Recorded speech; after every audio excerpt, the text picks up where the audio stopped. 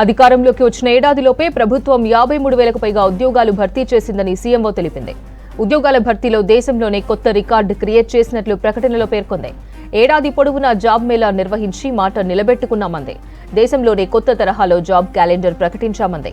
ప్రజాపాలనలో తెలంగాణ యువత భవిష్యత్తు మలుపు తిరిగినట్లు వివరించింది. సీఎం రేవంత్ రెడ్డి యూపీఎస్సీ తరహాలో తెలంగాణ పబ్లిక్ సర్వీస్ కమిషన్ ప్రక్షాళన చేపట్టి పెండింగ్లో ఉన్న పరీక్షలు, ఫలితాలకున్న అడ్డంకులన్నింటినీ తొలగించారంది. గత ప్రభుత్వ నిర్లక్ష్యంతో రద్దయినవి, వాయిదా పడ్డవి, పెండింగ్లో పెట్టిన ఫలితాలన్నింటినీ విడుదల చేశామంది. ఎంపికైన అభ్యర్థులకు నియామక పత్రాలను అందించామంది.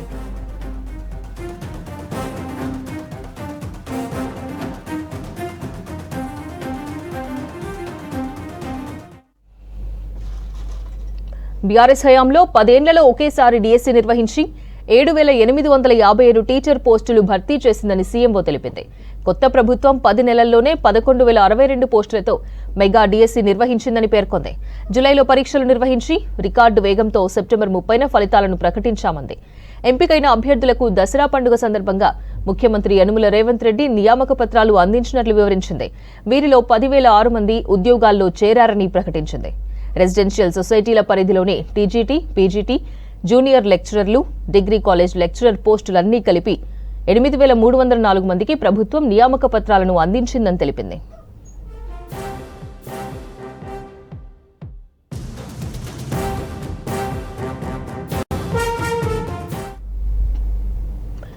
పేపర్ లీకేజీతో గందరగోళంగా మారిన గ్రూప్ 1 పరీక్షను కొత్త ప్రభుత్వం అధికారంలోకి వచ్చిన తర్వాత రద్దు చేసింది. 563 పోస్టులతో కొత్త నోటిఫికేషన్ ఇచ్చినట్లు సీఎంఓ తెలిపింది. గ్రూప్ 1 ప్రిలిమ్స్, మెయిన్స్ పరీక్షలను విజయవంతంగా నిర్వహించామంది. షెడ్యూల్ ప్రకారం నవంబర్లో గ్రూప్ 3 పరీక్షలు నిర్వహించినట్లు పేర్కొంది. డిసెంబర్ 15, 16 తేదీల్లో గ్రూప్ 2 పరీక్షల నిర్వహణకు ఏర్పాట్లు చేస్తున్నట్లు వివరించింది.